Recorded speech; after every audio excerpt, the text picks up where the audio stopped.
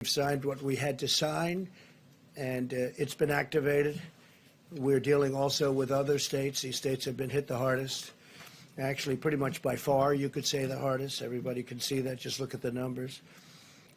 And through FEMA, the federal government will be funding 100% of the cost of deploying National Guard units to carry out approved missions to stop the virus while those governors remain in command. So the governors locally are going to be in command, and we'll be following them, and we hope they can do the job, and I think they will. I spoke with all three of the governors today and just a little while ago, and they're very happy with what we're going to be doing because we'll be announcing some other things for those three states and some other states where it's hit the hardest. This action will give them maximum flexibility to use the Guard against the virus without having to worry about costs or liability, and freeing up state resources to protect the health and safety of the people in their state.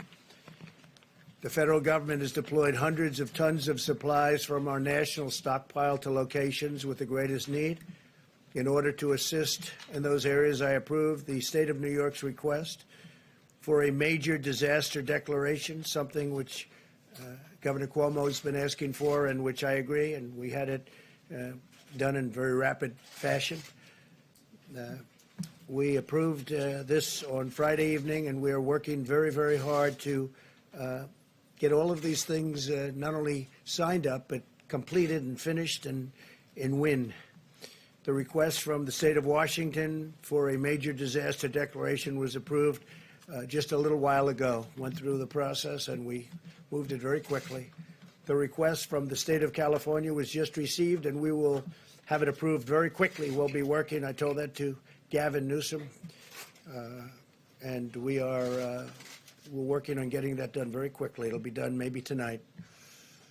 We have large quantities of medical equipment and supplies on the way based on all of this to those states, including respirators, surgical masks and gowns, face shields, coveralls, and gloves, with large quantities already delivered to Washington and to New York. In addition to large quantities of supplies, I've also directed FEMA to supply the following: 4 large federal medical stations with 1,000 beds for New York, 8 large federal medical stations with 2,000 beds for California, and 3 large federal medical stations and 4 small federal medical stations with 1,000 beds for the state of Washington. The governors know. The supplies en route to California and New York will be delivered within the next 48 hours. In addition, the Naval Hospital ship, the USNS Mercy. It's incredible ships. These 2 ships are incredible, one on the West Coast, one on the East Coast, will be deployed to Los Angeles to add emergency surge medical capacity, and they have a tremendous capacity. They are really something.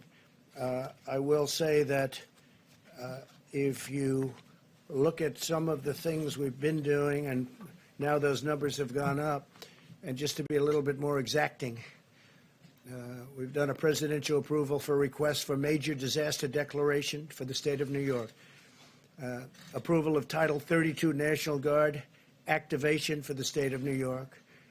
We're providing all of this at no cost to the governor. I spoke with Governor Cuomo. He's working hard. We're all working hard together. The relationship has really been amazing. But it also enables the governor to provide robust National Guard support to the state. And the 25%, we're going to be waiving that 25% cost. We're picking up, we'll be coordinating, and they'll be doing something with very special people. Mission assignment of the U.S. Army Corps of Engineers to provide support to build out alternate care sites. They're doing various alternate care sites, which have now been designated by New York. 4 large federal medical stations of 1,000 beds. These are very complex places, actually, with great equipment and great people. Strategic National Stockpile Order, and this is as of a number of days ago, so far delivered to New York, and this is the 19th. We had The N95 respirators, 186,416 delivered. We've delivered 444,078 surgical masks. Many have been delivered since then. Face shields, we've delivered 84,560 face shields. Surgical gowns, 68,944 to New York. Coveralls, 352. Gloves, 245,486. Also to New York, in terms of what's been delivered just since then, the numbers are quite large, and we have tremendous numbers of companies also making equipment. For the state of Washington, we've delivered 369,000 N95 respirators, 507,406 surgical masks. And this is as of about 3 days ago. Face shields, 63,788 face shields. Surgical gowns, 107,850. Gloves, 240,376. And we have many, many things pending. It's actually not pending. They're being fabricated. They're being made, and they're moving.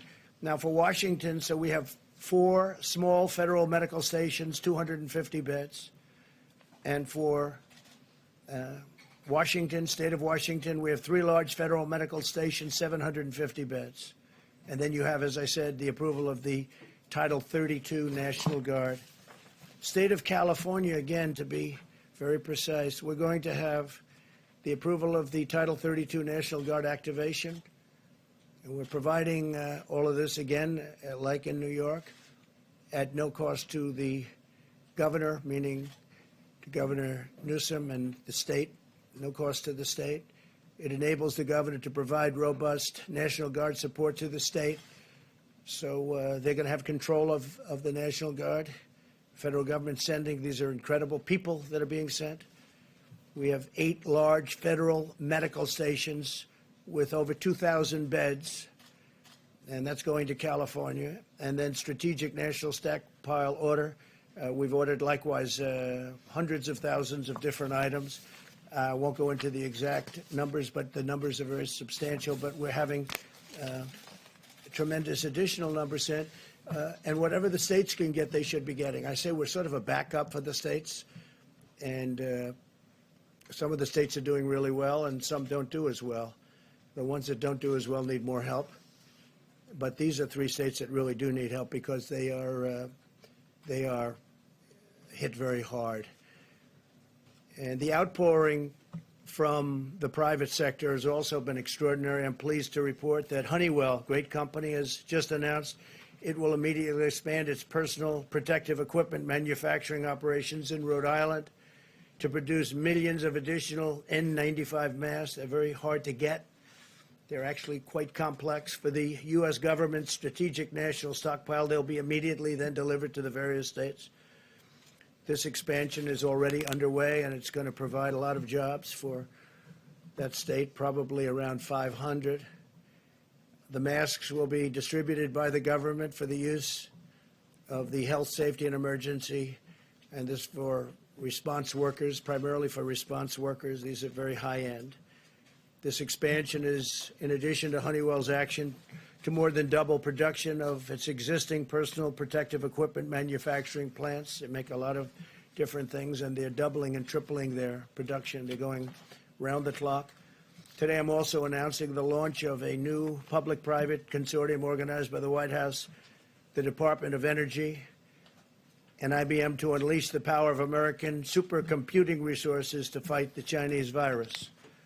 The following leaders from private industries, academia, and government will be contributing, and they're going to be contributing a lot of different things, but primarily computing resources to help researchers discover new treatments and vaccines. They'll be working along with NIH and all of the people that are working on this. But tremendous help from IBM, Amazon, Google, Microsoft, MIT, Rensselaer Polytechnic Institute, the Department of Energy's National Labor Laboratories, the National Science Foundation, and NASA. They're all contributing to this effort, and they're fully in gear. This afternoon, I also want to update you on the steps we're taking to protect and serve our country's 18 million veterans. These are great people. Our amazing veterans have shown their eternal loyalty to our nation, and this is the time where they're in need, and we are going to show our loyalty to them. We're being very protective of our veterans. We're working on certain hospitals where we may be doing some work in Louisiana in particular and some other states, veterans hospitals. We're going to be very protective of our veterans. Some of them are of that very vulnerable age, and some of them obviously are not feeling well, and some of them are still suffering the wounds of war from many years ago. Yesterday, I signed vital legislation to ensure that the GI Bill will cover distance learning during this emergency. I also spoke with many of our veteran service organizations, or the VSOs, to describe our unprecedented action. In February, the Department of Veterans Affairs established 19 emergency operation centers throughout the country. One of the things that they've been trying to get done for many years, you all know this from following me over the last number of years, but we got it done pretty quickly. They've been trying to get it done for many, many decades, was choice, veterans' choice, and also veterans' accountability. Now, if it's crowded within this, if they can't get to a doctor, we have great doctors in the VA. I have to say that. We have fantastic doctors, as good as they come. But it's hard to get to them because of what was bureaucracy, but no longer bureaucracy. We've done a lot of things, in that case, because of accountability. When people aren't doing their jobs, or if they're bad, or if they're sadistic, or if they steal, or anything bad happens, we're now allowed to fire them for, I signed that a year and a half ago. For many years, you weren't able to do that. So the VA is working, and I was just told by our great leader at the VA, Robert Wilkie, he said for the first time, we got the highest marks in the history, highest poll numbers in the history of the Veterans Administration. Came out a week ago that they're happy. And look, one of the reasons that happened, highest in history, one of the reasons that happened is because of veterans' choice. If they have to wait online, they go and see a private doctor and we pay the bill. And they get better. They don't have to wait 2 weeks and 3 weeks or 2 days, but they get better. And a lot of times they waited so long that they would have a problem, and it would end up being terminal because they couldn't get the kind of treatment that they deserve. So highest poll numbers, highest approval numbers in the history of the VA. I was just given that information yesterday. We restricted visitors' access to 135 veteran community living centers, which house nearly 8,000 veterans with chronic medical conditions, so that we limit their exposure to the virus. We want to totally take care of our veterans, and that's what we're doing. The VA has canceled most elective medical and surgical procedures. They're delaying them till after this is gone, after we've won. We began providing life-saving care to patients who had symptoms across the 171 VA medical centers nationwide. That's a big deal. Under my administration, the VA has also been a leader in expanding telehealth. Telehealth is becoming a bigger and bigger factor in medicine. This month, we have taken bold action to cut through the red tape and make telehealth available for millions more Americans during this crisis. They can speak to a doctor from the safety of their home rather than risk becoming infected or making a tremendously long trip, when, frankly, you'll speak to a great doctor right from your home. It's happening, telehealth. We're very much at the forefront of that, too. We're very proud of it. And it also takes a big burden off our system. We continue to accelerate the development of safe and effective vaccines. We're also aggressively investigating a number of antiviral therapies and treatments to determine their potential in reducing the severity and duration of the symptoms. And you know how I feel, because how I feel is on Tuesday, they're going to be starting it on Tuesday morning. And we're going to have some medications delivered that we're going to see if they work. They certainly are effective in other ways, and they are safe from the standpoint is that they're not killing people. We're not going to have that. So a lot of great things have been happening in that regard. I just want to finish, and then we're going to ask a couple of people to say a few words that have been so much in the forefront of this incredible job that we've all been given. But I want to say that I know that this is a challenging time for all Americans. We're enduring a great national trial, and we will prove that we can meet the moment. I want to assure the American people that we're doing everything we can each day to confront and ultimately defeat this horrible, invisible enemy. We're at war. In a true sense, we're at war, and we're fighting an invisible enemy. Think of that. For those of you who are feeling alone and isolated, I want you to know that we are all joined together as one people, eternally linked by our shared national spirit. We love our country, a spirit of courage and love and patriotism. No American is alone as long as we are united, and we are united. We're very united. People are saying things now that 3 weeks ago, they didn't talk that way. We're very united. No force is equal to the strength of really a unified America, united America, an America like we have it right now. For those worried and afraid, please know as long as I am your president, you can feel confident that you have a leader who will always fight for you, and I will not stop until we win. This will be a great victory. This is going to be a victory. And it's going to be a victory that, in my opinion, will happen much sooner than originally expected. It's now attacking, the enemy is attacking 144 countries at this moment. 144, that's unthinkable. There's never been anything like this. And it's vicious. It is vicious. Some people recover well, and some people have a hard time. We all know that. But we will be totally victorious. We will then get our economy up to a level that it was, and in my opinion, beyond, because that will be a pent-up demand. There is a pent-up demand, and a lot of great things will happen. But I'm very proud of our country. I'm very proud. I'm very proud to be your president, and it's just something that's just, you're very special people. So thank you very, very much. And I'm going to ask, if I might, a combination of Pete. Why don't you start off? Okay, please. Thank you, Mr. President. Thank you. Just a little bit about what we're doing in Washington, California, and New York. We understand that the states of Washington, New York, and California are the areas seeing a steady increase in COVID-19 virus cases. In order to assist with additional needs identified in those areas, the state of New York was approved for a major disaster and declaration this morning. Washington State was also approved earlier today.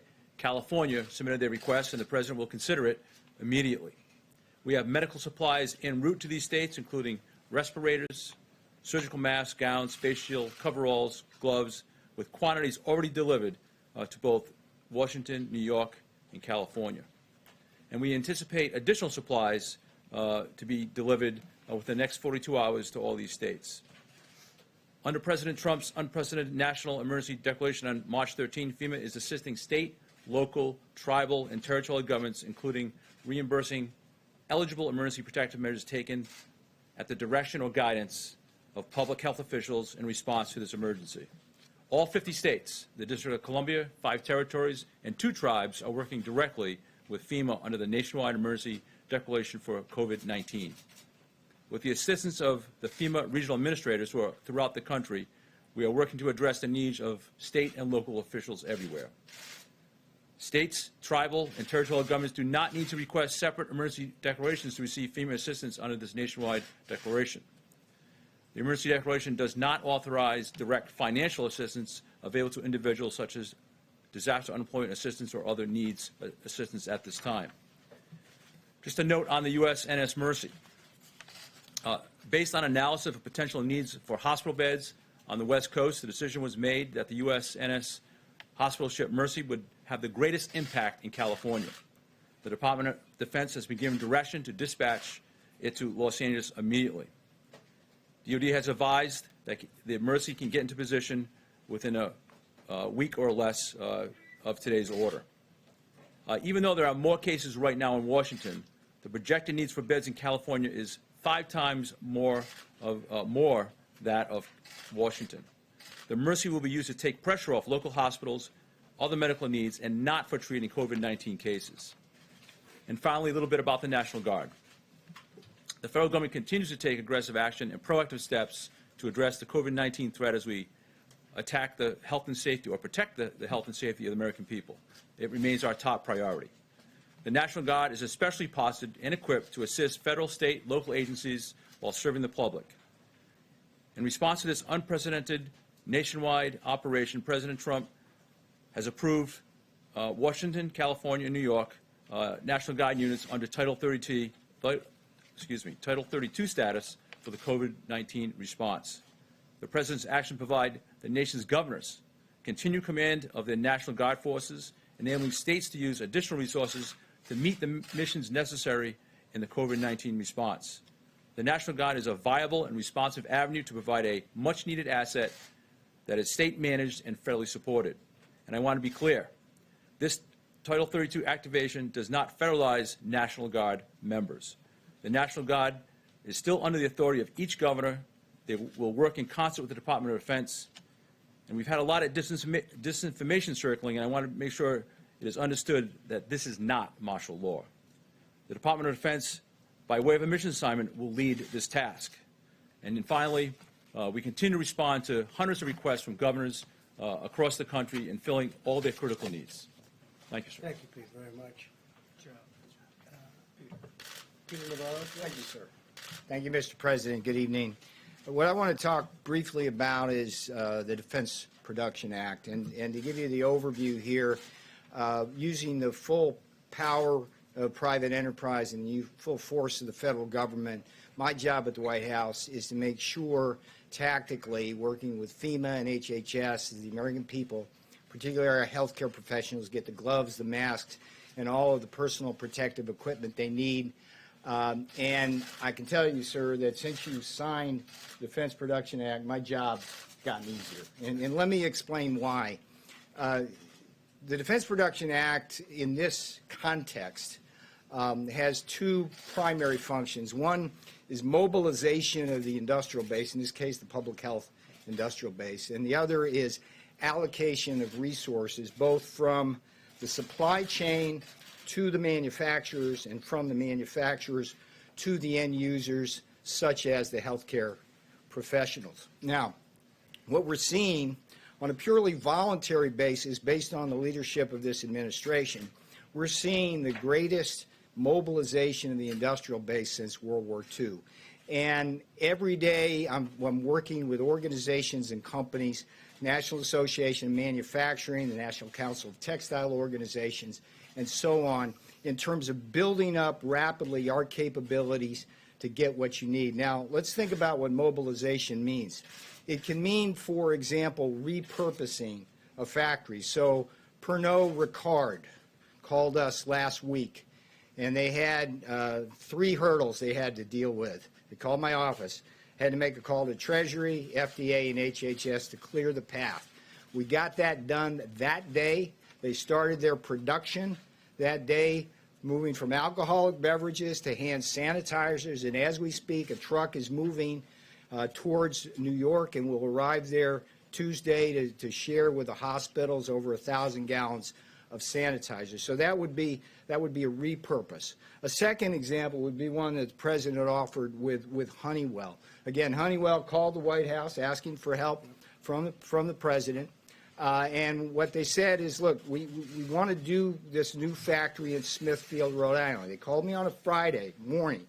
And by that night, we had a contract in to HHS. HHS flipped that immediately, and I had Honeywell moving people and equipment from Massachusetts to that facility in Smithfield, Rhode Island. And we're going to have those mask produced within 30 days, moving on the assembly chain. So my point is, mobilization is repurposing, building up capabilities. And the other portion is, of course, the allocation of resources. Now, what I can tell you so far is that the Defense Production Act, sir, has given me quiet leverage. When you have a strong leader, you can take a light hand initially. And so what we've seen with this outpouring of volunteers from private enterprise, we're getting what we need without putting the heavy hand of government down. There will be possibly cases down the road, and the manufacturers have actually asked me and alerted me to this, where some places in the supply chain, they may have problems that the White House will have to break through using the Defense Production Act. We won't hesitate to do that. The last thing I'll tell you is that I also get a lot of calls that are very disquieting. Brokers are offering millions of items, whether they're goggles, masks, or whatever, and you go through 3 different brokers, tracing to a warehouse in L.A. that's allegedly got 10 million masks, and they want to charge you 7 times what they cost. That's price gouging. A message to the hoarders: if you got any large quantities of material that this country needs right now, get them to market or get them to us. We'll pay you a fair price. But if you don't do that, we're going to come for you and make sure that doesn't happen in this country, and that would be a good use of the Defense Production Act. So I salute you, sir. You've made my job easier, and I appreciate that. Thank you, Peter, very much. Mike, please. Thank you, Mr. President. The task force met this afternoon, as we do every day. And let me begin today by simply saying thank you to the American people. And thank you for the way that people across this country, 7 days into 15 days to slow the spread, the people in communities large and small across America are responding, are cooperating, are communicating, not just on behalf of their own health and the health of their family, but more importantly, on behalf of the most vulnerable among us. So on behalf of your president and our entire task force, just thank you to the American people. I also want to express our appreciation to the governors across the country. The President today just announced action in New York, California, and Washington State as the latest demonstration that this administration will do whatever it takes to support the leadership at the state and local level as the American people confront the spread of the coronavirus. The legislative efforts that are underway, being negotiated on Capitol Hill as we speak, the bipartisan spirit that's taking place there, that's reflected in all of our interactions with state leaders around the country, is a great credit to the nation. But it should be a great encouragement to the American people that your government at the federal level, at the state level, working with courageous healthcare providers all across America, are coming together to meet this moment. And that is the way our system works.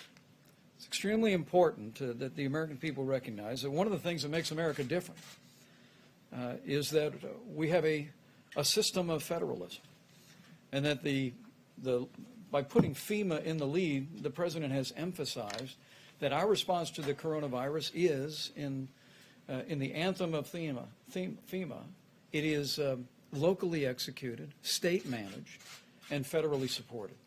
We want the people on the ground, the decision makers, to have what they need. We want states to be able to manage the unique circumstances in their states.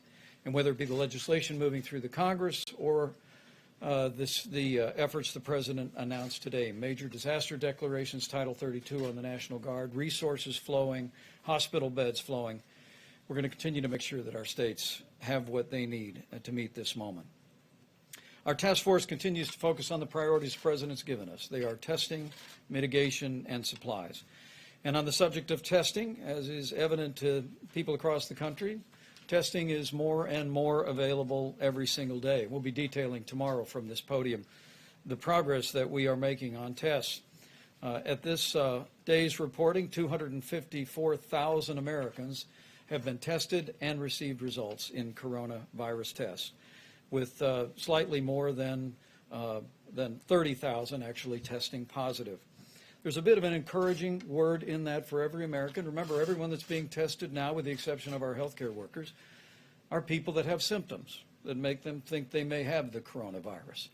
And as our numbers come in consistently, because the 254,000 does not include all the local hospitals or all the local labs in our states, it's working out to be about 1 in 10 Americans who've been tested who thought they had coronavirus actually had it.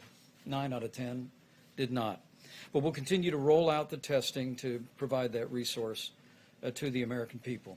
And we're working to make testing happen faster. We expect from word from the commercial labs that we should be caught up on the backlog in testing by the middle of the week. And we are urging today, on the President's behalf, that all labs would prioritize inpatient testing. Let me say again, to all of the commercial labs in the country, you will receive guidance from HHS tomorrow that on behalf of the President and the White House Coronavirus Task Force, we are urging all commercial labs to prioritize inpatient testing. We want people that have been checked into a hospital that are being treated for what they suspect to be coronavirus to receive those tests more quickly. Also, I'm pleased to report that yesterday the FDA approved an emergency authorization on a new test that should be in production by the end of March. It actually would be a coronavirus test, the results of which come back in 45 minutes. And we're also working, the FDA is working with manufacturers around the country to come up with even faster, more innovative tests. And as we told our governors in several calls this week, governors and state health officials should simply contact FEMA for the latest information on testing solutions. Let me also say, tomorrow when we gather at this podium, we'll be unveiling, with Dr. Bob Redfield in the lead, new guidance for people that work in law enforcement, first responders, people that work in what we call critical infrastructure in the country. It was in early March the CDC issued guidance for people that were asymptomatic or did not have symptoms, but who had been exposed to someone with coronavirus, who gave them guidance about being able to return to work wearing a mask for 14 days. And tomorrow, at this podium, CDC will unveil, in cooperation with the Department of Homeland Security, new guidance which will make it possible for people that have been exposed to return to work more quickly by wearing a mask for a certain period of time. Let me also amplify a point on behalf of the President and on behalf of the State Department about Americans abroad.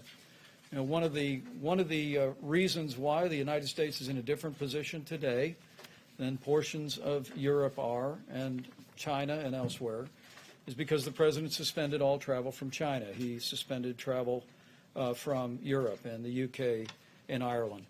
But the State Department is working around the clock to assist Americans who may find themselves overseas. They're able to come home. There's no barrier to Americans coming back to American soil. They're screened when they come home through a series of airports. But we're aware that with flights being canceled, some Americans have found themselves unable to find a way home.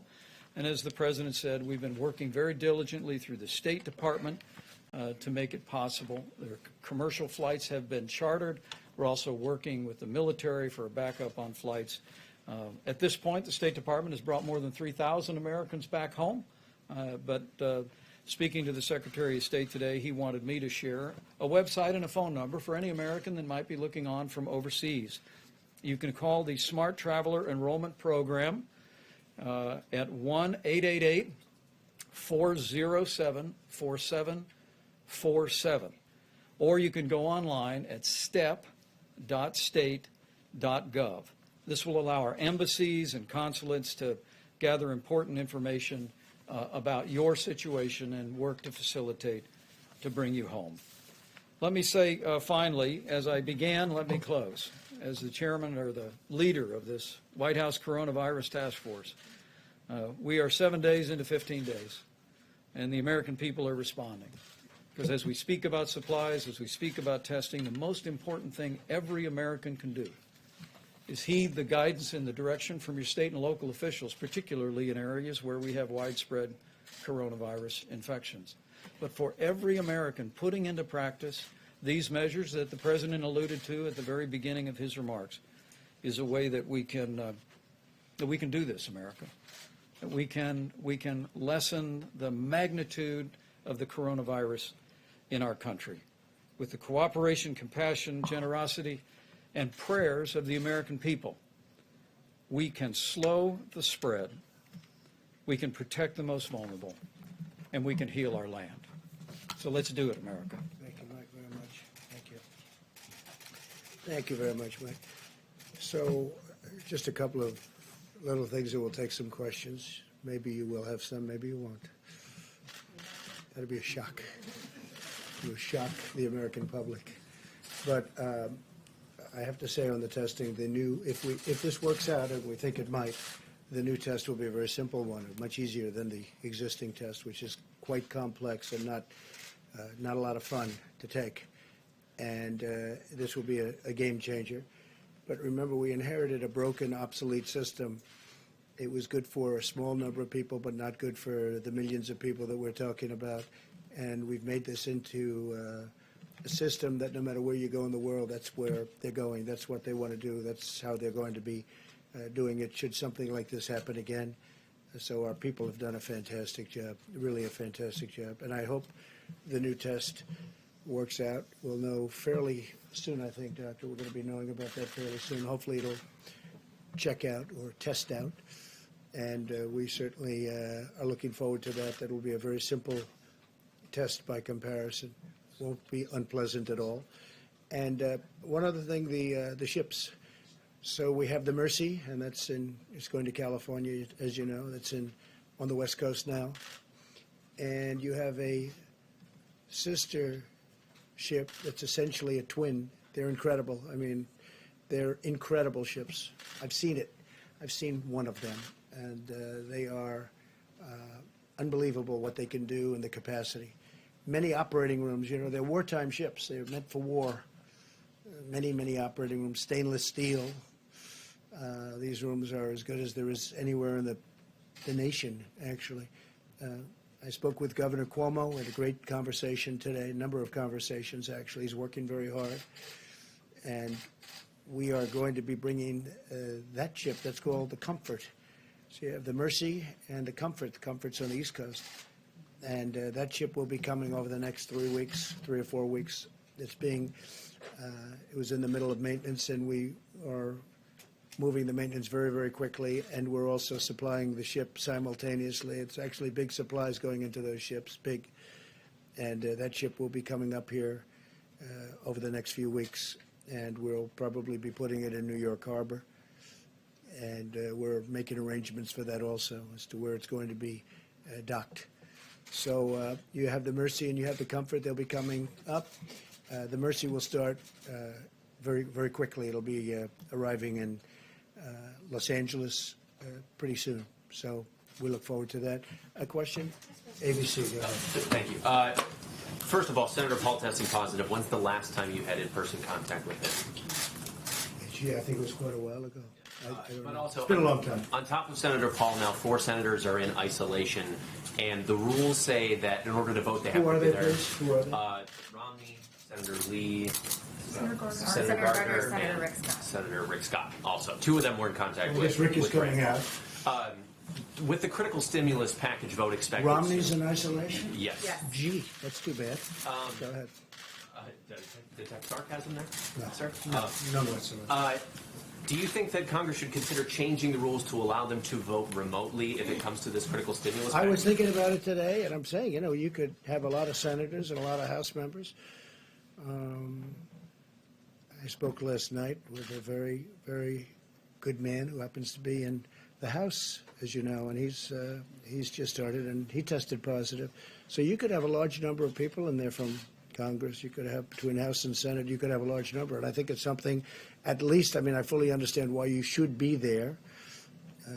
I think it may be a constitutional reason why you should, but we could be in a position where I would certainly be in favor of it, where they could vote from a certain outside location. I would be in favor of it. I was thinking about it today. I mean, we could be in this, look, with what's going on, nobody's ever seen anything like this. You could have a lot of people in there from Congress. And it would certainly be, they may tell me there's a reason constitutionally, and there may be, but I would be totally in favor of it on a temporary It basis. does seem like negotiations still have a ways to go on the stimulus package. Are you concerned about the timing at all and the Well, message it sends? we have an interesting thing. You know, we all want to get to the same place, but we're different. We want to, and I just wrote this down just a little while ago. We want to protect the worker very much. So do they. So do the Democrats. We also want to protect the worker through their companies. We don't want to necessarily. We're going to help the worker anyway, but ideally they can go back to one of their great companies. You know, you have great companies that are in financial trouble now, and we need money to help those companies so they get back into where they should be, health. You know, most of these companies 4 weeks ago were having the best year they've ever had. Last year was the best year, almost all of them, other than Boeing, which is incredibly had problems, big percentage of GDP. But we have to be able to work with Boeing. Boeing was a great company and will be a great company again, I think, shortly. So we have to work with the companies, and they don't want to do that. It's crazy. They don't want to do that. I don't want stock buybacks, so I don't know where the problem is there, but I know that's one of the things that they're talking about. I do not want stock buybacks. I don't want to give a bailout to a company and then have somebody go out and use that money to buy back stock in the company and raise the price and then get a bonus, okay? So I may be Republican, but I don't like that. I want them to use the money for the workers. I want them to use the money for the company to help the company in the airline business to take care of their planes and all of the things they have to do, including buying new planes. But I don't want stock. I don't want to have any stock buybacks. The Democrats are with me. I don't know what the problem is on that one because I can't imagine that is too tough. We want to be able to take care of our people. You're going to have things coming up. We're going to have some of the elements that they're talking about. They're down to, I mean, literally 95% of things that you would think that they wouldn't agree, and you'd think the Republicans wouldn't agree to it. And unemployment, as an example, is one of the things they talk about, and unemployment insurance. I think we're very close on that, but, you know, right now they're not. So right now they're not there. But I think that the Democrats want to get there, and I can tell you for a fact the Republicans want to get there. And I don't think anybody actually has a choice. It's a bold package. It's a big package. We do have money for, one of the things is we do have money for saving small businesses. I don't imagine the Democrats, because we have a lot of money set aside for small businesses. We also have a lot of money set aside for big businesses, you know, the big, powerful companies that were powerful 4 weeks ago, and today they're overextended. Look at the cruise line. That's a tremendous business, a big business, very important to Florida. And it's unthinkable a month ago. Just unthinkable. They were setting all sorts of records. They're building new ships. We can't let the cruise lines go out of business. I mean, that would be massive numbers of jobs for our country, and actually for the world. But for our country, it's a massive business, and it doesn't take much to keep them going. So we have to provide for that. But I think both the Democrats and the Republicans are agreed that we have to take care of our workers, and we're going to be doing that in numerous ways, including a substantial cash payment. Yeah, please. When it comes to the Defense Production Act, we know that governors across the country all day today were pleading with you to utilize the DPA, saying that they need it specifically for that allocation piece that you mentioned, Mr. Navarro. Okay. Why not use it now if that would answer their pleas for help? Well, we are using it now. The fact that I signed it, it's in effect. But, you know, we're a country not based on nationalizing our business. Call a person over in Venezuela, ask them how did nationalization of their businesses work out? Not too well. The concept of nationalizing our business is not a good concept. But I'll tell you why.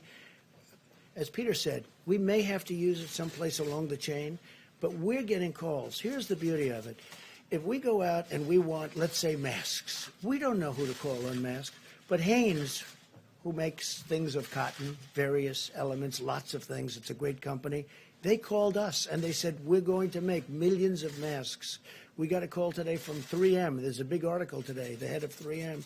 They're going to make tremendous products, and they're more or less in that business. And if they're not, like, for instance, General Motors spoke to us, Ford spoke to us about doing ventilators. The beauty is they're calling us. If you go the national route, nationalization route, we're going to tell a company to make a ventilator. They don't even know what a ventilator is. In the case of one company, they used to make them years ago, and they know how to make them.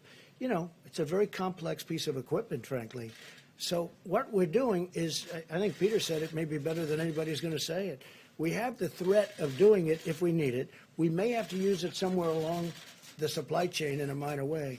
But we have millions of masks being done. We have respirators. We have ventilators. We have a lot of things happening right now. So just the threat of using it. But using it's actually a big deal. I mean, when this was announced, it sent tremors through our business community and through our country. Because basically, what are you doing? You're talking about you're going to nationalize an industry, or you're going to nationalize. You're going to take away companies. You're going to tell companies what to do.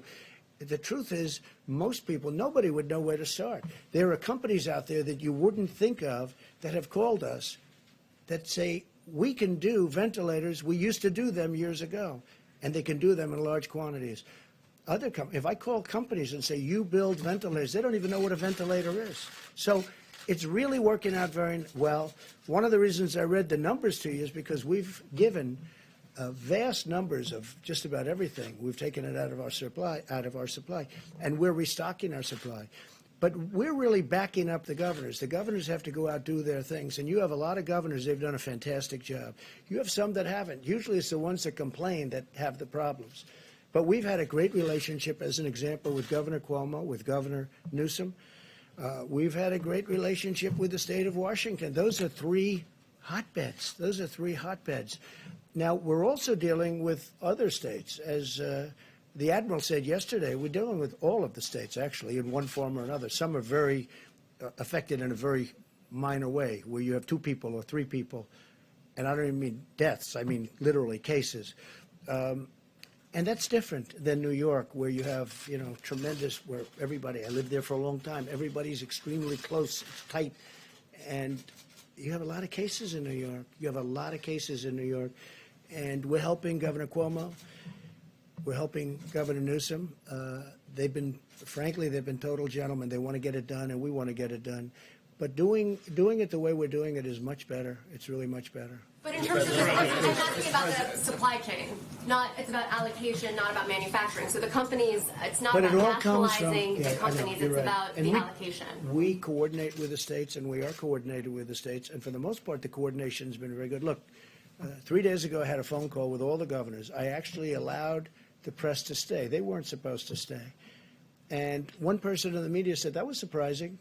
It's actually a little risky doing that, because we had Democrats and we had Republicans. And, they're politicians, and they always have something to say.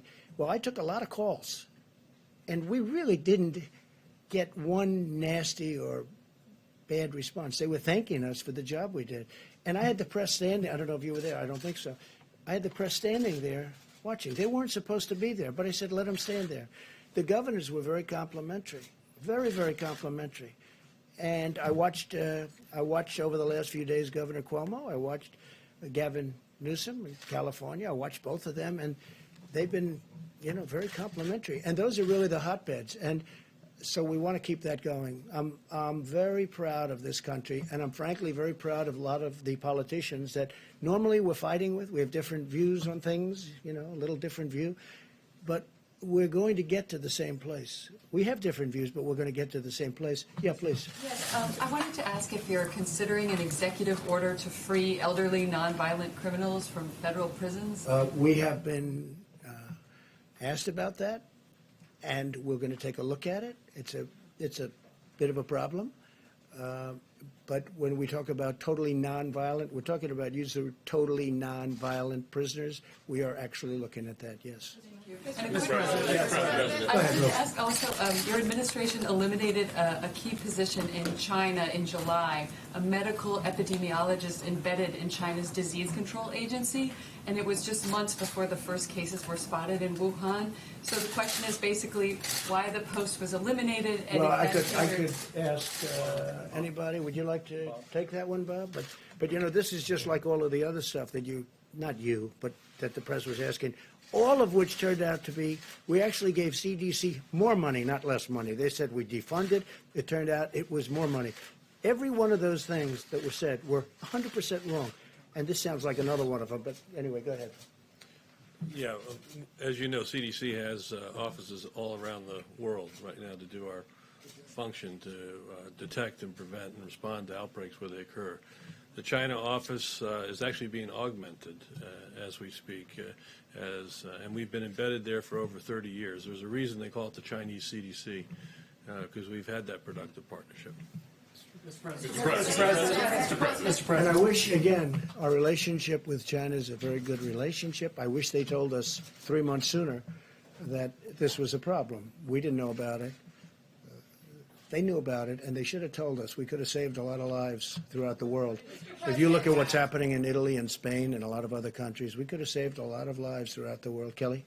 Mr. President, given the diagnosis for Senator Paul and people being self-quarantined, what concerns do you have about the direct threat to the function of the Senate, the ability to get this important package that people are waiting for passed? And should Americans be expecting you to extend the 15 days, given the climate of how this is spreading at this point? Well, I hope we won't have to. It's possible, but we'll have to see how that works. As far as the Senate is concerned, we are looking at some of the folks are feeling very good. Some are quarantined, but they're negative. They may be totally fine. Okay. Others are positive. We're just finding this now for the first time. I mean, over the last 2 days, we found that. Do you see it as a threat to the aid package that Americans are waiting for? No, I don't see any threats at all. Honestly, I don't see any threats at all. It'll all work out. It is a question, and a very good question, I thought, that we are considering. Now, I don't know if you can do it constitutionally, but we are considering letting people vote, senators, congressmen and women, vote from a separate location, from a outside, namely a hospital or a home, depending on where they are. So we are looking at that. It's a little trickier question, most people would believe, but we are looking at that very strongly. Mr. President, speaking of this, I think Kelly was kind of alluding to it. While we've been up here, they weren't able to get the 60 votes to move the package for the cloture vote. I'm just curious, just your reaction to that, sir. And then, what is Mitch McConnell telling you and Secretary Mnuchin? Well, we're dealing with them all the time, and we're dealing with Mitch. We're dealing with the other side. Everybody wants to get there. We'll see what happens. I think you'll get there. It's to me, it's not very complicated. We have to help the worker. We have to save the companies. Because as soon as we're finished with this war, it's not a battle, it's a war. As soon as we're finished with this war, our country is going to bounce back like you've never seen before. But we have to get it to that position, and we have to make sure that those companies are whole, that they haven't been disbanded. Because if you do that, it's going to take much longer. So in a way, it's being penny wise if you don't. But we want to help the worker. We want to help the companies that the workers come from. Because if those companies go out of business, and that includes small businesses, we have a tremendous amount of small business work in there, you know that. Once they go out and they don't come back, that's a much longer period of building. You mentioned off the top, sir, I apologize. There was a woman that was an American that was she being tortured? What was going on there? Bad things were happening to her in a certain country, and we're really under the feeling that we should keep it somewhat private until she's already been freed. And I have to tell you, General Milley and his people were unbelievable. They were not playing games. General Milley does not play games. He's a very interesting guy. They got her out. They got her out of a certain country where she was seriously abused, accosted, and whatever the maximum word is, other than death, that happened. But we got her out. And she's okay, and she's back with her parents. Can I ask you one last question, sir? And something I'd just be curious about. Previous crises like the tsunami, Katrina, past presidents, they've called their predecessors and said, hey, I need you to step in, do something like that. Do you have any interest in reaching out to Presidents Bush, Obama, Clinton, Carter, or talking to them? I'm just curious if that's something you would consider or not. Look, I have the best people in the world. I think we're doing an extraordinary job. If you look at, let's say, the H1N1, you look at that was a disaster. That was a tough period of time for our country. You look at so many other things that weren't handled very well, whether it's Katrina or something else. Look, I respect everybody, but I feel I have an incredible team, and I think we're doing an incredible job. When you look at the job we're doing, and all you have to do is look at the approval numbers on the job we're doing, I think we're doing an incredible job. So I don't want to disturb them, bother them. I don't think I'm going to learn much. And, I guess you could say that there's probably a natural inclination not to call. Now, if I felt that if I called, I'd learn something, and that would save one life. It would save one life. Okay? I would make the call in 2 minutes, but I don't see that happening. Please. Can I ask you about the comments that a couple of your former aides have said today? Gary Cohn said, is it time to start discussing the need for a date when the economy can turn back on? Whereas Steve Bannon is saying, drop the hammer today on the virus. We're going to have to take the pain up front. We have to shut it all down. I saw both. I want to ask you about the tension between the economic pain we're suffering and, of course, the virus itself and the casualty and deaths from that. Well, look, I'm of the opinion we have to do great during this 14 days, during the 15-day period. We'll know at the end of 14 days, pretty much, we're going to have a pretty good idea how we're doing. I think you have to shut it down and you have to see, but, there'll be a point at which we say we're back in business, let's go.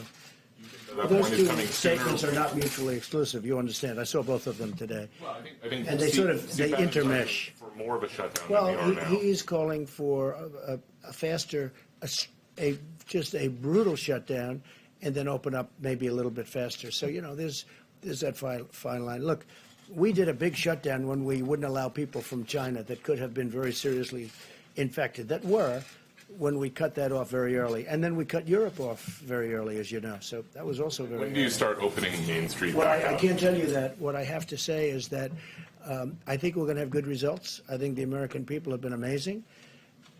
I think our stimulus package will get done, and it will be a tremendous package. We're really not, they may not have gotten those votes, but they're very close to getting a deal done. So I'd be surprised if they didn't. And if they don't, I think, frankly, the American people will be very upset with the Democrats because the Republicans are ready to approve a deal. So the only reason a deal couldn't get done is pure politics. Yes, please. Mr. President, despite your differences with New York City Mayor Bill de Blasio, he says that the city is going to run out of basic hospital supplies by April. How do you prevent New York City from becoming the next Italy? Well, he should have, the hospital systems in various places. Some have been stocked and ready to go for nothing for this, nothing. This is beyond anything that anybody ever thought possible. I think you could really say this. Nobody can really, doctor, nobody can really say, oh, gee, this will happen. This is a very unique, and hopefully it will be unique for, many, many centuries, for a long time. Hopefully we don't see this again. But again, the systems are supposed to be ready, willing, and able. They're supposed to be ready to go. We are helping them a lot, and I have great love for New York City, and I have great love for New York State, and we're going to help them a lot. I was just saying, we're sending our ships up there. We're sending more than just this ship. We may be using, if we need, we'll be using some of the cruise ships that you've been reading about. We'll be using them also because they're very immediate and very quick. They can be there very quickly. We have good docking systems in the places that we're talking about. So we may be using some of the cruise liners that we're talking about. But no, I think Bill de Blasio is working very hard. I think he's trying very hard. It's a tough situation for him and every mayor because nobody's ever seen the scale. When you hear you've given millions of masks and you've given hundreds of thousands of masks in a certain short period of time, and then you hear they need many, many more. One of the things they have started with respect to masks is the sterilization process. Some are really, it works very well. Others aren't really set up that way. You throw them out. But we have a sterilization process that's working very hard. Speaking of that, hand sanitizers, when you asked the question on the companies and what's going on, we have many companies now, companies that made whiskey, that made alcohol. They've now gone very quickly into the hand sanitizers and all of, you've been reading about 3 or 4 big companies. We're doing incredibly well on that. There was no way if you took the existing companies that something like that could happen. But it happens almost, they'll call Peter Navarro or they'll call somebody. In one case, they called me. They said, we can do this, we can do that. We've had a lot of those calls where companies want to, there's a company in New Hampshire, a great company, they want to make ventilators. I'd never thought of them for ventilators, but they do make metal equipment and things out of metal. They'll be great. They'll make a great product. So, Peter, I think you're seeing a lot of that, right? Yes, sir. Yes, please. Mr. President. The bill that is being contemplated by the Senate right now has a fund that has hundreds of billions of dollars for the Treasury Department to use to bail out states and localities, as well as specific industries such as cruises and hotels. Will you commit publicly that none of that taxpayer money will go towards your own personal Well, property? every time I do it, like for instance, I committed publicly that I wouldn't take the $450,000 salary. It's a lot of money, whether you're rich or not. It's a lot of money. And I did it. Nobody cared. Nobody said thank you. Nobody said thank you very much. Now, I didn't commit legally. I just said I don't want it. I don't want my salary. I work for zero. I don't want my salary. Nobody said, oh, thank you very much. But I guarantee you, if I ever took it, you would go out after me, you in particular, would go out after me like crazy. So I have no idea what they're talking about with regard to the one element. Everything's changing, just so you understand. It's all changing. But I have no idea. But every time I commit to do something, I committed to do many. Look, I ran, and everybody knew I was a rich person. I built a great company, and people knew that. But I agreed to do things I didn't have to. I still don't have to. But my company, I told the kids who are running it, I'm not running it, but I told them, don't deal with foreign companies, don't deal. I didn't have to do that. I could have just ran, and I didn't have to do that at all. And instead of being thanked for, again, not agreeing to do it, but just for not doing it, I get excoriated all the time. So I've learned, let's just see what happens, because we have to save some of these great companies. They can be great companies literally in a matter of weeks. We have to save them.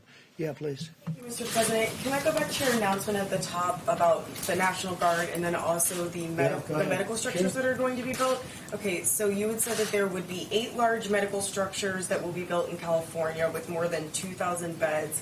And then I think I heard you say there would be 4 small medical structures in the state of Washington with 250 beds. And could you say what cities and areas those are going to be in specifically? So we are filling the governor's request, and so we send that resource to them. They'll put it to best use. They'll put it to where they will have the most effect. So we don't dictate exactly where it goes. Again, it's a request from the state to the federal government for a certain asset, and those assets are sent to the governor can use it as he or she sees fit. And you're still considering, you just said that using the cruise ships as well. So If we need them. I hope we don't need them. I hope you're going to have great luck on Tuesday morning. We sent a lot of the medicine. We don't have to go into it again, but we sent a lot of the medicine to Governor Cuomo. I believe they already have it. And they have some very capable people. We spoke to Dr. Zucker, who is his primary representative on this. And we spoke to the governor himself. And I think he's excited about it like I'm excited about it. Now, will it work? I think it has a really good chance. I think it's worthwhile. Why should we be testing it in a test tube for a year and a half when we have thousands of people that are very sick? They're very, very sick. And we can use it on those people and maybe make them better. And in some cases, maybe save their lives. So Governor Cuomo told me they'll be using their supply, starting the supply on Tuesday morning. I think it's very exciting. I think because if that happens, much of what we're talking about with ships and hospitals and all of the things that we're doing and all of these masks and everything that we're ordering, ventilators, it's a whole different game if that happens. And we'll see. There's been some tremendous signs that this could work. Now, again, you know, some doctors think it should go for years and testing. But, you know, this has been something that's been around for many years. It's been phenomenal, strong, powerful drug for malaria. But we think it might work on this, based on evidence, based on very strong evidence. We're going to see. We're going to know on, you know, sometime after Tuesday. But you'll have to ask Governor Cuomo. I think they're going to start the process. We've gotten them the drug. I think they're going to start the process of giving the drug mouth, you know, through mouth. And I think that starts on Tuesday morning, he said. And that'll be, I mean, I tell you what, I don't want to get anybody overly excited, but I'm very excited by that, by the prospect of it. Then in addition to that, they're working NIH is working on vaccines and all, and they're making great progress. But the vaccine does have to be tested for a long period of time because you can't give, thousands, millions of people a vaccine and it turns out to be dangerous. So that does have to be tested. But this one's been taken for a long time, so we know pretty much one result. Yeah, please. Thank you, Mr. President. I wanted to ask about China and President Xi. When was the last time you had a conversation with him? Well, I don't want to exactly say that, but I have spoken to President Xi about this, specifically about this. And look, he doesn't want this. This is not something that he wants. And it happened. It happened to China. And one thing they told me, I was told by our great Secretary of Agriculture, Sonny Perdue, that China's been buying a lot of our farm product. And I'm looking at different pricing. But China has, despite all of this, and it started, this delayed it a little bit, obviously, but it started fairly recently. But China's buying, we made a new deal, as you know, with China, a very big trade deal. And China has been buying our agricultural product.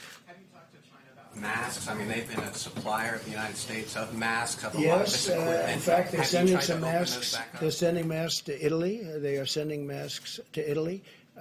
We're in a very good process with masks. But I'm a little upset with China, I'll be honest with you, because as much as I like President Xi and as much as I respect the country and admire the country, I have great admiration for the country, what they've done in a short period of time. Of course, our previous presidents allowed that to happen. You should say thank you very much to all of them. But they should have told us about this. And I did ask him whether or not we could send some people in. They didn't want that. Out of pride, I think really out of pride. They don't want us sending people into China to help them. China's a strong country. They have their scientists and they have their doctors, very smart, a lot of people. But I did discuss that about sending our people in, and they didn't really respond. We went again, they didn't respond. If they went in, they would have been able to give us a much earlier indication. But we had an early indication. That's why I closed out China. I mean, I felt it was my instinct, but that's why I closed out China at a very early time. Please. Mr. President, are undocumented persons welcome at testing sites, and can they show up and be tested without fear of being reported to immigration officials for possible deportation? It's really a fair question. I think I'll let. Would you like to answer that question? Please, Absolutely. Please. Surgeon General. We know from a public health perspective that it is important that people who have symptoms can get tested. But as you heard earlier, we are regardless of citizenship. well. We know that the virus doesn't judge based on where you're from, and so it's important that we try to get people tested who have symptoms. But the important thing that we really want people to hear is that inpatients need to be tested. We need to prioritize our healthcare workers. And one thing I would like to say to you all very quickly, on behalf of the doctors on the task force, healthcare workers, we hear you. We hear you, and we absolutely are prioritizing your health and safety, making sure healthcare workers can get tested, inpatients can get tested, people at highest risk. But to answer your question, yes, we absolutely want to make sure people who have symptoms who could be spreading it can get tested. Mr. President, sorry, question. Surgeon General. Department of Homeland Security addressed that issue a few days ago. Customs and Border Protection actually issued guidance that absent certain circumstances, Customs and Border Protection does not target emergency rooms or health clinics. And I would refer you to the website. They issued a very clear statement making it clear to any person that is in need of a test or medical care that Customs and Border Protection is not focusing on emergency rooms or health clinics or the drive-through clinics. So that they could come in without fear of...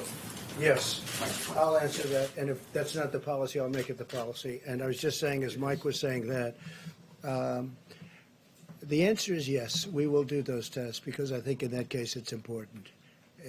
I think that if you could say illegal alien, you could say illegal immigrant, you could say whatever you want to use your definition of what you're talking about. We're all talking about the same thing. Yes, we will test that person. Because because I think it's important that we test that person, and we don't want to send that person back into wherever we're going to be sending the person, whether it's another country or someplace else, because, we're now bringing them right out of our country. But, yeah, we will test those people. Okay? Yeah, please. Sorry, Mr. Surgeon General, a question. We were talking about this before the briefing. A lot of folks, they're watching TV, they're reading up on this constantly. If you are not, somebody who's got a pre-existing health condition, but you all of a sudden you go, all of a sudden I just don't feel 100%. And then your mind just starts playing with you, right? You think, oh my God, I coughed 3 hours ago. Was that a first sign? When should those people really start to say, okay, maybe I need to call the doctor? Because you don't want to flood them. But a lot of people that are probably healthy right now are thinking, whoa, wait, that's all I'm hearing about. That's all I can think about. When should I either call a doctor or get tested? You need a test? Well, I hope not. I asked you before you came in if they've been temperature checked. You better not. The Vice President gave an important statistic this morning. Only 10% of the people who have symptoms who've been tested actually tested positive for coronavirus, meaning 9 out of 10 people who actually likely had symptoms do not have the coronavirus. So I want people to understand that so that they are reassured. I also want to direct people to a website we've been telling them about all the time, coronavirus.gov. Coronavirus.gov has information to walk you through the symptoms, fever, cough, shortness of breath, body aches, and what to do if you have symptoms or you're worried. The most important thing we can tell people is call your healthcare provider, talk to your healthcare provider. Information is at coronavirus.gov to walk you through when to come in and when and what to do. And Mr. Vice President, you got tested yesterday. I'm just curious, sir. Can you tell us what that was like for you? A lot of people are going to be going through this. What were you standing by the phone? Were you just having a nice tea? I mean, what did you? Yeah, what was that like? And what did you do to kind of kill that time to keep your mind at ease? He wasn't. The test was very quick, but it goes a fair amount up into your sinuses, and it's not comfortable.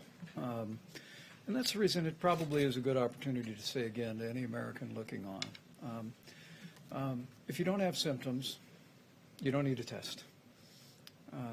The current testing format, although they're evolving regularly now, we just mentioned that I think at the end of this week there'll be a new test, and there's all new technologies. I would say again to all the governors that are looking on and their state health officials, contact FEMA. We'll give you all the latest information on new testing that is available, including steps we're making where Americans would be able to test themselves and send it in. For you, what was that like for you? Well, for me and Mrs. Pence, it was kind of a pinch. It was kind of invasive, but we were grateful for the support. Walter Reed Hospital processed the test very quickly. They had a lab at the hospital to be able to do that. And gave us the results quickly. But it also informed me. We were wondering during that time as a family. And it's one of the reasons the President's made it such a priority that we brought all these commercial labs together. And now more than 250,000 tests have been done. We believe we'll be caught up, if you will, by the middle of this week on a backlog of tests. But we announced today that we are directing commercial labs to prioritize people who are in the hospital for tests, is we want to continue to work with new technology and with the new focus and guidance from HHS to get the results of that as quickly as possible for every American. So if they have coronavirus, they can be properly treated, or they can have the peace of mind that they may have some other respiratory ailment, but not that. Mr. President. And anybody that knows Karen Pence knows this, because the Vice President told me. He said she actually handled it better than him. Right? That's true, right? I didn't handle it so well either. Don't worry about it. President, Speaker Pelosi earlier today said that the House may introduce its own bill. Are you willing to work with the Speaker on a House bill? And given what happened in the Senate just a short time ago, what are you willing to do to get this bill over the finish line, given the urgency? Secondly, did you send a letter to North Korea's Kim Jong-un seeking cooperation with the coronavirus? And if so, what type of... With numerous countries. If they need help, we'll give them help. There's nobody has what we have, especially with the new tests that are coming out.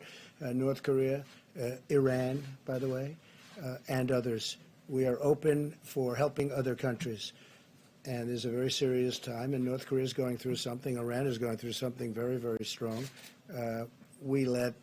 Iran is really going through a very difficult period with respect to this, as you know. So I've put it's really a glad hand, it's all it is, to North Korea, to Iran, and to many other countries. And we're working with, as the doctor can say, we're working with many countries with respect to the problems that they have. Again, it's over 140 countries right now. But North Korea, Iran, and many other countries, we will help, and we're willing to. As an example, this new test, if this new test works out, where instead of going through what we all went through with this rather difficult test, to put it nicely, we would have, is that just a swab on the tongue, doctor? Or how does that work? It's a similar swab, but we're going to do it in the Not to the same. Not to the same. all the way It doesn't go all the way up and hangs right under your eye, right? So that's a tough test. So if we do that, the procedure, the test, and nobody has this in the world. Nobody has this. This is developed by us. We think it's going to be certified soon. We think it's going to be very good. But if we have that, we'll be able to help a lot of countries. Please. What about Speaker Pelosi, sir? What about Speaker We're going to Pelosi? work with everybody to see if we can get something done. Please. I mean, just to follow up on that, are you willing to work directly with Speaker Pelosi? Yeah, we'll as work you with write the House bill? whoever we have to. We have to help the American worker. We have to help the countries from which the American workers, I mean, they came out of these companies that were doing phenomenally well. You saw where payroll was going way up, where wages were going way, way up. There's never been a time like this. We can't lose those companies, and we want the worker to be happy. And we're being, I think, more generous than anybody's ever been. We want to take care of the worker, but we want to make sure that when we win the war, it's only a question of, it's when, not if. When we win the war against the virus, we want to make sure those companies are ready to charge forward, not that they've been disbanded because we were penny wise and dollar foolish. There are factories around the world that produce medical protective equipment that are used in European hospitals. They've been certified for use at the highest level in European hospitals. Is the FDA and your administration willing to look at a waiver for that equipment to be sold from those factories? Well, we were asked that question a little while ago, and the answer is we may, but we may not need it. We do a very high standard. Our standard is higher. Please. Thank you, Mr. President. I was hoping you could give some guidance to American families who are anxious about their financial futures. Earlier today, on one of the Sunday morning shows, the Secretary of the Treasury, Steve Mnuchin, was talking about the millions of Americans who are impacted by these shutdowns that are happening in cities and sometimes full states. Yeah. And Secretary Mnuchin said that this shutdown, this lockdown, could last 10 to 12 weeks, perhaps early into June. Given that, would you consider another fiscal stimulus, another check to these families? We're going to see what happens. Hopefully we won't need it, but we might. But we're going to see what happens. Look, the greatest thing we can do is win the war. The war is against the virus. That's the war. We do that, I really believe everything's going to fall into place. It's going to be beautiful. I call it a pent-up demand. People are dying to go out to a restaurant. People are dying to go onto airplanes. I think there's a tremendous pent-up demand. You may be surprised to the degree. I think it's going to go very rapidly because this wasn't a financial crisis, just the opposite. This was a medical crisis. Did you sell stocks, Mr. President? Did you or your family sell stocks? No, I don't have stock. I own things that... Did you make any alternates to investments in advance of this? No, I didn't even think about it. You know, it's very interesting that you ask a question like that. You know, nasty question, and yet it deserves to be asked, I guess. What I've done by deciding to run, I knew this the first day. I said, if I win, it's going to cost a lot of money. It cost me billions of dollars to become president, to be president of the United States, in things that would normally be run at a certain thing, even people that don't like me because they think I'm too tough on the border. Now, some people love me for it. Other people don't like me at all. You know, it's very funny. My wife, we were at a charity event in New York City. I had just announced that I was running, and we were at the Robin Hood Foundation at the convention center, which now we're going to be converting to hospitals for Governor Cuomo. Right? And I was walking in, and there was a smattering of boos and a smattering of cheers. I was getting both. And our very popular First Lady, she's turned out to be very popular. People have great respect for her. but a very popular First Lady said to me, that's strange. I've never heard anybody booing you. That was very early on, because I think I called for strong borders, or I called for something that other people don't like, And I knew this would happen. I knew it was going to happen. But the fact that I ran, and I knew as soon as I announced, when I ran, I said, it's going to cost me a fortune, not only in terms of actual costs. Look at my legal costs. You people, everybody is suing me. I'm being sued by people that I never even heard of. I'm being sued all over the place and doing very well, but it's unfair. But I'll say this, in terms of running for president, and I don't think rich people, Michael Bloomberg spent now as determined almost $1 billion, and look what happened. I think it's very hard for rich people to run for office. It's far more costly. It's just it's a very tough thing. Now, with all of that being said, I'm so glad I've done it because, there are a lot of rich people around, got a lot of rich friends, but they can't help and they can't do what I've done in terms of helping this country. We are doing things. We got sidetracked by the invisible enemy, but when you look at what we've done, I said before with the veterans, with all of the things we've done, especially choice, but when you look at all of accountability, when you look at all of the things that we've done, rebuilding the military, the tax cuts, which thank goodness we had the tax cuts because we had cushion. Oh, without that, this would have been catastrophic. We had a big cushion. I mean, with all of the losses that you've seen in the stock market, we're basically back, and with this horrible thing, if this would have happened before, you would have had nothing left. This was all cushion. But I will say that it cost me billions of dollars to be president, and especially with all the money I could have made for the last 3-4 years, and I didn't because I was being president. I have no interest in it. I'm allowed to. I don't know if you know, George Washington, they say, he was a rich man, supposedly, relatively rich. And he ran the presidency, and he also ran his business. They say he had 2 desks. Nobody complained until I came along. I got elected as a rich person, but nobody complained until I came along. So it cost me billions of dollars to be president, and I am so happy I did it. Because who cares? Who cares? I'm really happy with the job we're doing, and I'm glad that this team and me are here for this horrible thing. I mean, it's a number of people have said it, and I feel it, actually. I'm a wartime president. This is a war. This is a war, different kind of a war than we've ever had. And when you look at the economics of the war, in the past we used to stimulate to get people jobs. Now we're stimulating to protect people because we don't want them to work, because we want them to stay away from each other. We don't want them to gather, social gathering. So we're paying billions of dollars more than that so that they don't gather. Because we have to defeat this virus, so we will. But it cost me billions and billions of dollars to be president, and I am so happy I did it.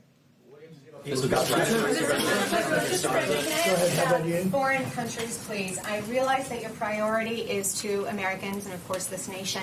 But what about, have you ever considered supporting the foreign countries who are also fighting this global pandemic? Well, we do help foreign countries. I mean, that was the other question. Right. And I'm honored to help. And the doctor has helped. The Surgeon General is speaking to other countries all the time. They're asking him questions. What do we do? Nobody's ever seen anything like this. They're calling our people all of the time. And yes, I have let it be known that we'll help people, including North Korea, including Iran, and including many other countries. It's very important to do that. Are you considering any financial support for them? Let me quote to you 2 retired, a retired general and a retired admiral from the U.S. Global Coalition. No matter how successful we are in fighting the threat of COVID-19 pandemic at home, we'll never stop it unless we're also fighting it around the world. So financially, is there anything in the stimulus bill? And then are you considering any financial? No, not in the stimulus bill, but we are very much, I mean, we give away billions of dollars for, as an example, AIDS in Africa. We're still fighting that battle. It's a tremendous battle, tremendous war also. But we're fighting it here, as you know, in 10 years. Now it's 8 years because I started it. Should have been started before, long before I got here, because they had the answer even before.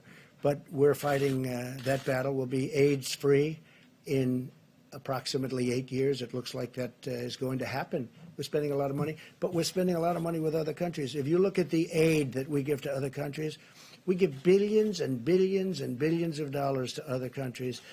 And a lot of times I say, you know, we could save a lot of money. We shouldn't have. And then they come in. I say, what's it used for? It's used to fight malaria. It's in countries that are very poor. It's used to fight AIDS in Africa. It's used to fight many other things, many other things. And I don't think I've ever said no. I can't. It's just so terrible. Countries that we have really, we're not involved with them very much, other than there would be tremendous death. Tremendous death. I mean, you can get a list, and I could get you a list. We give away billions of dollars to other countries, and we are giving away a lot in terms of everything, and probably we'll end up economically doing something for other countries. But when I'm presented with these lists that, yes, they're in Africa, we're fighting AIDS, or we're fighting something else, I tell you what, I start off by saying, you know, we could save a lot of money, and then by the time they walk those lists into my office, I say, we have to keep doing that. That's humanity you're talking. How about one more question? Yes, please. Thank you. I wanted to ask you about the states that have not yet issued stay-at-home orders. So in Texas, for example, the hospitals have said that they expect to run out of beds by the end of April if the governor does not issue a stay-at-home order. Dallas County just announced an order. It's not. Well, states have to go. That's a great governor. You're talking about Greg Abbott in Texas, and he's a great governor, and he knows what he's doing. A lot of the areas that he's talking about, a lot of the counties he's talking about are not very strongly affected. You know, it's a very different kind of a place and a great place. But I have total confidence in Governor Greg Abbott. So you're okay with the lack of uniformity between yeah, the sure, states? because every state is different. Every state's different. I mean, Idaho, West Virginia, Iowa, Nebraska are much different than New York, than California, Los Angeles as an example, or San Francisco. They're much different. I mean, it's much different. The hot spots right now are state of Washington, and probably number one by far right now is New York. That's the hot spot like no other hot spot. And California is a hot spot, but New York right now is the leader. There's no question. All right, final question. Thank you, sir. Your administration is backing a lawsuit to invalidate the Affordable Care Act. Given that people are losing their jobs now and need health care more than ever, would you consider rethinking your position on that? Well, that's a lawsuit coming out of Texas again. That was headed up by Texas. And what we want to do is get rid of the bad health care and put in a great health care. And we will always, I will say this, I can make this commitment to you, the Republican Party is fully backing pre-existing conditions. Now, if we could get a great health care plan, which would need the House to do, but if we can get a great health care plan, we will only do it if we have pre-existing conditions totally back. So we're backing pre-existing, but would like to get rid of bad health care. Now, we are running the bad health care much better than it was ever run, and we're making it better. But it could be much better than it is. And so what we want to do is terminate it, have a great health care, but we will only do it with pre-existing. We will back pre-existing conditions. Okay? But what if the Supreme... Thank you all very much. Thank you. We'll be back. We'll have a meeting tomorrow. Mario Diaz-Balart, not Jose. If you wanted to clarify that, you had said Jose. Who works for us. Mario. Yes. Oh, did it say Jose? I watched Jose on NBC. Thank you, sir. The other night. Okay? Thank you, sir. Donate blood. Donate blood. We need it.